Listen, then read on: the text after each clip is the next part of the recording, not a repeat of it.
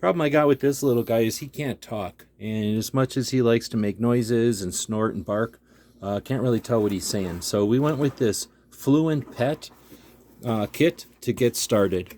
So it comes with a number of these interlocking mats. So now you can put one of these at the back door, one of them at the front door, have a mess of them all together. They interlock, as you can see, made out of nice foam, and they give you a place to put the buttons. So with this one, we set it here, and when he comes along and learns how to do it, it'll be his way of interacting.